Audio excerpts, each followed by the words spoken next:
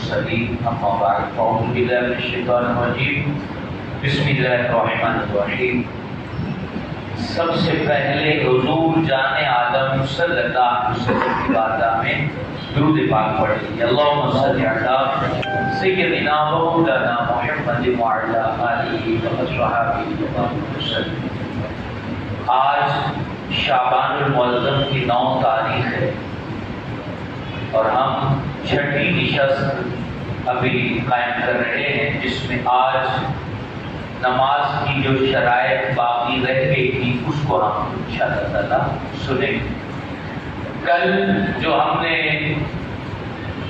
سبق سنا نماز کی 3 شرطوں کے بارے میں ہم نے تفصیلی مسائل سیکھے۔ نمبر 1 طہارت، نمبر 2 ستر عورت یعنی اپنے بدن کا جو حصہ اسلام نے کہا ہے اس کو چھپانا، اور نمبر 3 استقبال قبلہ رخ نماز پڑھنا۔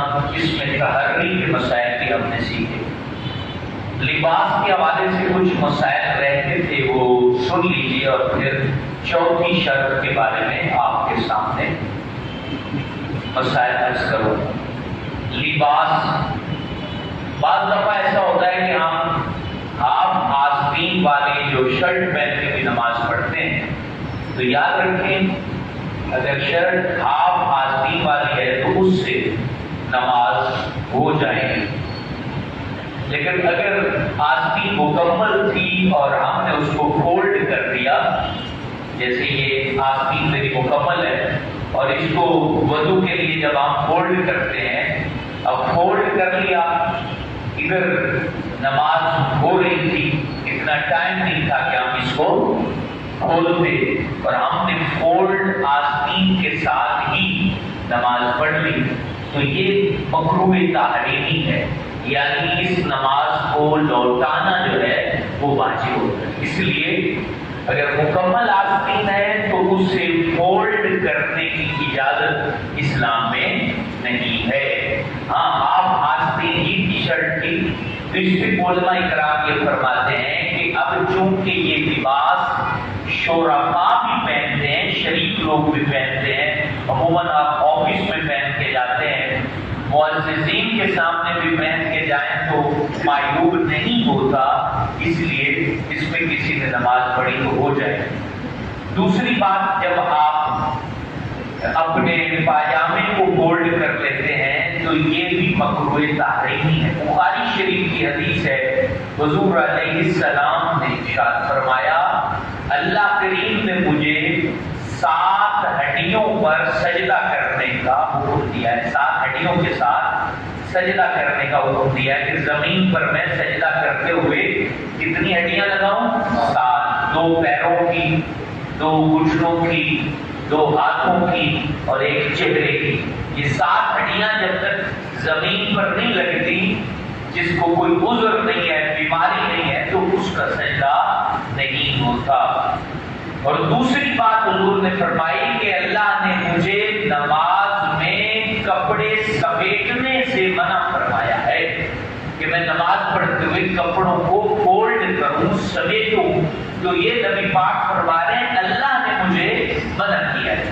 اب بعض دفعہ ایسا ہوتا ہے کہ پاجامہ عموماً ہمارے عادت ہے کہ وہ بڑا سلواتے ہیں، شلوار وغیرہ جو ٹخنے سے نیچے ہوتی ہے، تو ٹخنا ننگا رکھنا سنت ہے نماز میں بھی اور نماز کے علاوہ بھی، لیکن کپڑا فولڈ کرنا یہ مکروہ تحریمی ہے۔ لہذا اب آپ جو ہے وہ ٹخنا اگر ننگا نہیں ہو رہا تو کوئی مسئلہ نہیں ہے، وہ مکروہ تنزیہ ہے، نماز ہو جائے گی، دہرانی نہیں پڑے گی۔ اور اگر آپ نے کپڑے سمیٹ لیے، فولڈ کر لیے، تو یہ مکروہ تحریمی ہے۔ تو آپ جو ہے وہ کپڑوں کو فولڈ، نہ آستینوں کو فولڈ کریں نماز میں، نہ پاجامے کو فولڈ کریں، نہ ہی اپنے پینٹ کو، عموماً لوگ جو ہیں وہ پینٹ بھی فولڈ کر لیتے ہیں۔ تو اسلام نے جب ٹخنے کو ننگا رکھنا نماز میں فرض ہی نہیں رکھا ہے، تو آپ پھر کیوں اپنے آپ کو مکروہ تحریمی عمل میں ڈال رہے ہیں؟ لباس کے حوالے سے ایک قاعدہ کلیہ سن لیجیے جو آپ کو کئی سارے مسئلے آپ کے حل کرے گا۔ وہ قاعدہ کلیہ یہ ہے کہ نماز میں ایسا لباس پہننا مکروہ تحریمی ہے کہ جو لباس ہم عام مجالس میں نہیں پہن سکتے۔ مثال کے طور پر کسی نے قمیض اتار کے خالی بنیاد میں مسجد میں آ گیا تو اس کی نماز مکروہ تحریمی ہوگی، کیونکہ اس لباس میں ہم عام کسی مجلس میں، محفل میں، کسی شریف بندے کے سامنے نہیں جا سکتے۔ اسی طرح الٹا لباس پہن لینا یہ بھی شرفاء کی مجلس میں جانے والا نہیں ہوتا۔ تو اپنے لباس میں ایسی چیز دیکھ لیا کریں کہ آیا اس پر کوشش کیا کریں کہ نماز میں کوئی سر پہ کپڑا باندھ لیں، ٹوپی جیب میں رکھیں، وہ پہن لیا کریں۔ جو پلاسٹر کی ٹوپی ہوتی ہے، میں تو اس کے بھی حق میں نہیں ہوں، کیونکہ یہ ٹوپی پہن کے ہم جو ہے وہ کسی ولیمے کی محفل میں نہیں جا سکتے، کسی شادی کی محفل میں ہم نہیں جا سکتے، کسی عام بندے سے ملنے کے لیے نہیں جا سکتے۔ حضرت امام اعظم ابو حنیفہ رحمۃ اللہ علیہ جب نماز پڑھنے کے لیے اللہ کے حضور آتے تو ہزاروں درہم کا لباس پہن کے نماز پڑھا کرتے تھے، اور یہ فرماتے تھے کہ میں اللہ کے سامنے کیوں نہ اچھا لباس پہن کے کھڑا ہوں۔ سبحان اللہ۔ لہٰذا جب نماز پڑھیں تو ہر لحاظ سے آپ کا لباس ایسا ہو کہ وہ لباس یہاں سے جائیں اور آپ کو کوئی بولے کہ یار ہم نے جو ہے وہ گورنر ہاؤس جانا ہے، تو آپ یہ نہ کہیں کہ میں کپڑے بدل لوں۔ یہ بات بڑی دل پہ لکھنے والی ہے کہ مسجد سے آپ نکلے اور آپ کو کوئی کہے کہ ہم نے وزیر سے ملنے جانا ہے، ایم پی اے سے ملنے جانا ہے، اور آپ اگر کہیں گے یار رکنا میرے کپڑے صحیح نہیں ہیں، گندے ہیں، میں بدل کے آ جاؤں گھر سے۔ اللہ اکبر۔ گورنر کے سامنے جاتے ہوئے تو صاف لباس پہنے، اور رب کے حضور آتے ہوئے تو لباس پہ کوئی توجہ نہ دے کہ کیسا لباس پہنا ہوا ہے۔ جو تیرا اللہ ہے، تیرا مالک ہے، ہمیں حضور نے کیا سمجھایا کہ نماز ایسے پڑھو کہ تم رب کو دیکھ رہے ہو، اور یہ تم میں طاقت نہیں ہے تو ایسے پڑھو کہ وہ تو تمہیں دیکھ رہا ہے، اس یقین سے پڑھو کہ وہ تمہیں دیکھ رہا ہے۔ الصلاۃ معراج المومن کیوں کہا گیا ہے کہ نماز مومن کی معراج ہے؟ کیونکہ نماز میں بندہ رب سے باتیں کرتا ہے، کوئی بیچ میں حاضر نہیں ہوتا، رب سے وہ کلام کر رہا ہوتا ہے حاضر کے ضمیروں کے ساتھ، جس کو اگلی ہم نشست میں سمجھیں گے، جب اس کے الفاظ ہم یاد کریں گے تو آپ حیران ہو جائیں گے کہ نماز کے ایک ایک لفظ میں کتنی چاشنی ہے، اور بندہ رب سے کلام کر رہا ہے۔ وہ کلام کرتے ہوئے اگر اپنا لباس صاف ستھرا نہیں رکھتا تو اچھی بات نہیں ہے۔ اس کے بعد یہ میں نے آپ کو لباس کے حوالے سے چند ضروری باتیں تھی وہ بتا دی۔ اب چوتھی شرط نماز کی ہے وقت، یعنی اللہ پاک نے ہمارے اوپر جو نماز فرض کی ہے وہ وقت کے اندر نماز پڑھنا فرض کیا ہے۔ یہ نہیں ہے کہ نماز کا وقت نکلتا جائے اور ہمیں فکر ہی نہ ہو، ہر نماز ہم اپنے وقت میں پڑھیں۔ اب اوقات کار ظاہر سی بات ہے، سورج کے ذریعے جانے جاتے ہیں، چاند کے ذریعے جانے جاتے ہیں، ستاروں کی چال کے ذریعے جانے جاتے ہیں، تو ہمارے دور میں یہ بہت بڑا احسان ہمارے اوپر دعوت اسلامی نے کیا ہے کہ جس نے ایک ایپلیکیشن بنا دی ہے جو ہم اپنے موبائل فون میں ڈاؤن لوڈ کر لیں، تو اس میں کم و بیش 27 لاکھ جگہوں کے نماز کے اوقات موجود ہیں۔ واہ سبحان اللہ۔ یعنی آپ کراچی میں ہیں تو اس میں کراچی کو آپ سلیکٹ کر لیں تو کراچی کے اوقات آ جائیں گے، اور اسی طرح آپ جو ہے لاہور چلے گئے تو وہاں لاہور کو سلیکٹ کر لیں تو آپ کو کسی سے پوچھنا نہیں پڑے گا۔ یہ دعوت اسلامی کا مسلمانوں پر بہت بڑا احسان ہے۔ ایک ایپلیکیشن چھوٹی سی ہے، آپ موبائل فون میں اس کو رکھیں اور جہاں بھی ضرورت ہو نماز کا وقت دیکھ لیں، آپ کو پتہ چل جائے گا کہ نماز آپ کی ابھی قضا ہوئی ہے یا نہیں ہوئی۔ جب قضا نہیں ہوئی تو آپ قضا پڑھیں گے، اور اگر قضا ہو گئی ہے تو پھر آپ قضا کی نیت سے ہی اس کو پڑھیں گے۔ اس لیے وقت کو جاننا بہت ضروری ہے۔ اب کچھ اوقات ہمیں دین نے ایسے بتائے ہیں کہ جب وہ وقت ہو تو اس میں نہ فرض نماز پڑھ سکتے ہیں، نہ نفل نماز پڑھ سکتے ہیں، نہ سجدہ تلاوت کر سکتے ہیں، نہ سجدہ سہو کر سکتے ہیں، کسی طرح کا سجدہ نہیں کر سکتے، اور نہ ہی جو ہے یہ رکوع سجود والی کوئی نماز پڑھ سکتے ہیں۔ وہ اوقات کون سے ہیں؟ جب سورج طلوع ہوتا ہے، تو سورج جیسے آج اگر بالکل سورج 6 بجے طلوع ہوا ہے تو 6:20 تک، یہ جو 20 منٹ کا ٹائم ہے، اس میں آپ کوئی بھی نماز نہیں پڑھ سکتے، سجدہ نہیں کر سکتے۔ آپ اس میں درود پاک پڑھیں، ذکر و اذکار کریں، یہی آپ کے لیے اسلام نے تعلیم ارشاد کرنا۔ یہ پہلا وقت ہے۔ دوسرا وقت جب سورج بالکل ہمارے سر کی سیدھ میں آ جاتا ہے، اس کی ٹائمنگ تو لکھی ہوتی ہے، جب آپ ضحیٰ کبریٰ کے نام سے اپلیکیشن میں آئے گی کہ بھائی یہ ٹائم جو ہے ابھی نماز کا نہیں ہے، اور ویسے خود جاننا چاہیں کبھی اس کا طریقہ کار یہ ہے کہ فجر کا وقت جو شروع ہوتا ہے طلوع فجر سے لے کر غروب آفتاب تک جتنے گھنٹے بنیں گے اس کو آپ آدھا کر دیں، اور جب ایک پہلے والا آدھا وہ گھنٹے ختم ہو رہے ہوں گے اس وقت وہ نصف النہار پہ سورج ہوگا، یعنی ہمارے سر کے بالکل سیدھ پر ہوگا، اور اس ٹائم ہم نماز نہیں پڑھ سکتے۔ جب وہ سیدھ سے یوں ڈھلے گا اس کو کہتے ہیں زوال آفتاب۔ ہم عموماً جو منع ہوتا ہے ٹائم اس کو ہم زوال کا ٹائم کہتے ہیں، اس کو زوال کا ٹائم نہیں کہتے، اس کا نام ہے ضحیٰ کبریٰ، جو سیدھ میں سر کے سیدھ میں سورج ہو، جب ڈھل جائے تو اس کو کہتے ہیں زوال آفتاب، یعنی سورج ڈھل گیا، اس کا مطلب ہے کہ اب ظہر کا وقت شروع ہو گیا۔ جب تک وہ سیدھ میں تھا اس ٹائم اسلام نے ہمیں نماز پڑھنا، نفل پڑھنا، سجدہ کرنا منع کر دیا۔ اب وہ سر سے یوں ڈھل گیا، جیسے ہی ڈھل گیا تو ظہر کا وقت شروع ہو گیا۔ تو جب تک وہ سیدھ میں تھا وہ 20 منٹ رہے، 10 منٹ رہے، آدھا گھنٹہ رہے، یہ سردیوں گرمیوں میں اس کی ٹائمنگ الگ الگ ہوتی ہے، تو یہ نقشہ لگا ہوا ہے، اس سے پتہ چل جاتا ہے۔ اس ٹائم میں فرض نماز، ادا نماز، قضا نماز، سجدہ یہ بالکل اسلام نے ہمیں منع کیا ہے کہ گناہ ملے گا اگر کریں گے۔ تیسرا وقت جو مکروہ وقت ہے وہ ہے سورج غروب ہونے سے 20 منٹ پہلے سے لے کر سورج غروب ہونے تک۔ جیسے آج مغرب کا وقت شروع ہو رہا ہے 7 بجے، 7 بجے شروع ہو رہا ہے، تو اب ہمارے لیے جو ہے وہ 6:40 سے 7 بجے تک کا جو ٹائم ہوگا 20 منٹ، اس میں ہم نماز نہیں پڑھ سکتے۔ صرف اس دن کی عصر ہم پڑھ سکتے ہیں کہ وہ قضا ہو جائے گی، لیکن حدیث مبارک میں اتنی تاخیر کر کے عصر پڑھنے والے کو منافق کہا گیا کہ یہ نفاق کی علامت ہے کہ عصر کو اتنا دیر سے پڑھنا کہ مکروہ وقت آ جائے۔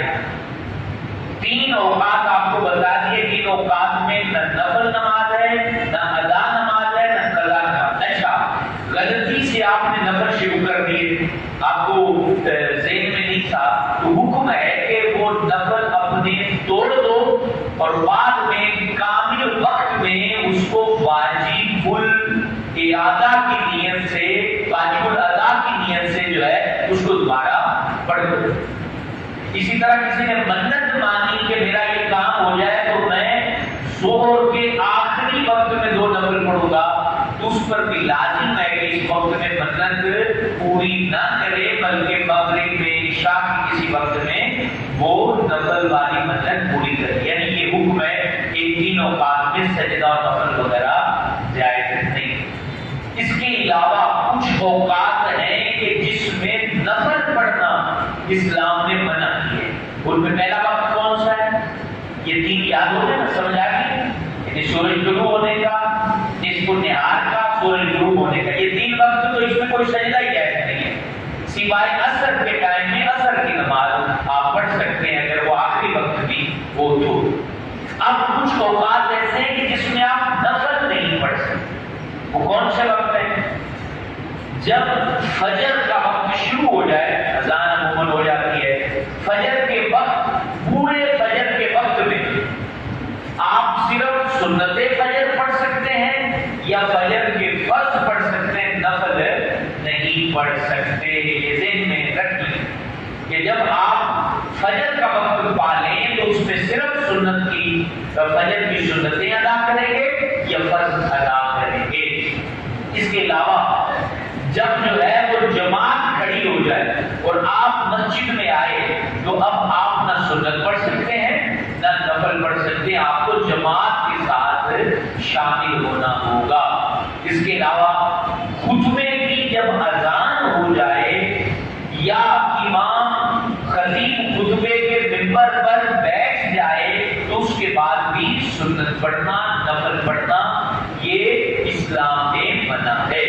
اس کے علاوہ جب اللہ آپ کو حج کرائے اور آپ میدان عرفات میں ہوں تو وہاں جو ہے وہ اگر خطبہ خلیفہ وقت دے تو ظہر اثر ملا کے پڑھتے ہیں اور اس کے بیچ میں نفل نہیں پڑھتے۔ اسی طرح جب آپ مزدلفہ آتے ہیں تو وہاں مغرب اور عشاء ملا کے پڑھتے ہیں اور اس کے بیچ میں جو ہے وہ نفل نہیں پڑھتے، وہ بھی وقت جو ہے وہ مکروہ وقت ہوتا ہے۔ اب یہاں ایک مسئلہ اور بھی سن لیں، فجر کی نماز پڑھتے ہم مسجد میں آئے، جماعت کھڑی ہو چکی تھی، تو میں نے آپ کو بتایا کہ جماعت کھڑی ہو جائے تو آپ سنت نفل نہیں پڑھیں گے، جماعت سے ملیں گے، لیکن صرف فجر کے لیے یہ حکم ہے کہ آپ اپنی 2 سنتیں ادا کر لیں۔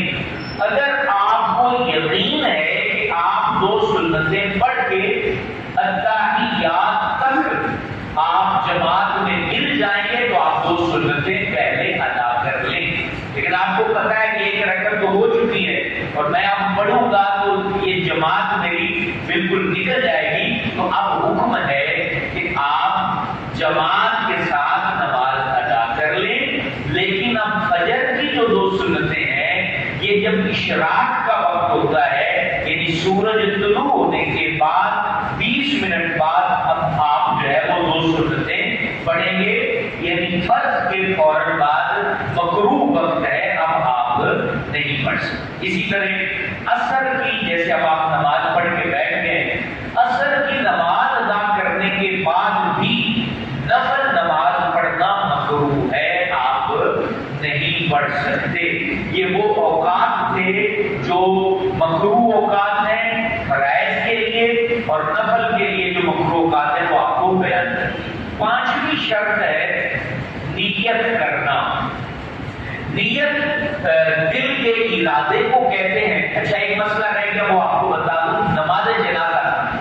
نماز جنازہ جب مکروہ وقت میں آ جائے تو وہ پڑھنا مکروہ نہیں ہے، یہ ذہن میں رکھ لیں۔ مطلب نماز جنازہ آدھی عصر کے بعد جو مکروہ وقت ہوتا ہے مغرب سے پہلے، اس وقت میں اگر جنازہ لایا گیا تو حکم ہے کہ وہ پڑھ لو، جنازے کے لیے یہ مکروہ وقت نہیں ہے کیونکہ جنازے میں سجدہ نہیں ہوتا۔ البتہ مکروہ وقت سے پہلے جنازہ لایا گیا اور ہم لوگوں کے انتظار میں تاخیر کر کے مکروہ وقت میں آ گئے تو ایسا کرنا مکروہ ہے کہ اتنی تاخیر کیوں کی تم نے کہ مکروہ وقت داخل ہو گیا۔ یہ ایک اہم مسئلہ تھا جو عموماً پیش آتا ہے، میں نے آپ کو بتا دیں۔ نیت دل کے ارادے کو کہتے ہیں۔ جب بھی نماز پڑھیں تو آپ کو پتہ ہونا چاہیے کہ آپ کون سی نماز پڑھ رہے ہیں۔ فرض کے لیے رکعت کتنی رکعت آپ پڑھ رہے ہیں، کون سی نماز پڑھ رہے ہیں۔ جیسے آپ عصر پڑھی ہے تو آپ کو نیت کرنی ہے کہ میں آج کی نماز عصر 4 رکعت پڑھ رہا ہوں، اور اگر آپ امام کے پیچھے پڑھ رہے ہیں تو پھر آپ نیت کریں گے کہ میں اس امام کے پیچھے اللہ کے رضا کے لیے آج کی عصر، یعنی یہ آپ نے یہ نیت میں رکھنا، دل میں، زبان سے کہہ رہے تو اچھی بات، آج کی مغرب، آج کی عصر، آج کی ظہر، آج کی فجر، یہ میں نماز پڑھ رہا ہوں، کیونکہ ادا آپ پڑھ رہے ہیں نا، قضا تو پڑھ نہیں رہے، اس لیے آپ کو یہ نیت کرنا۔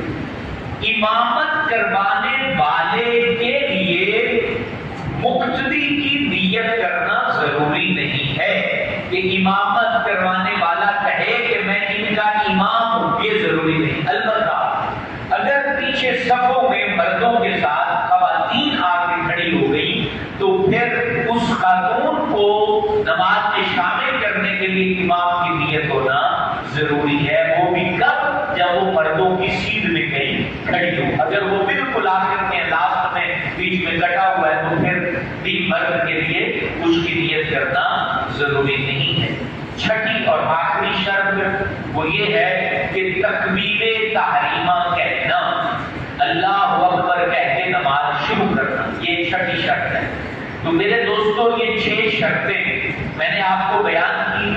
طہارت، پاکی حاصل کرنا، کپڑے، بدن اور جس جگہ سجدہ ہے پیر رکھنے، استقبال قبلہ، اور اسی طرح جو ہے وہ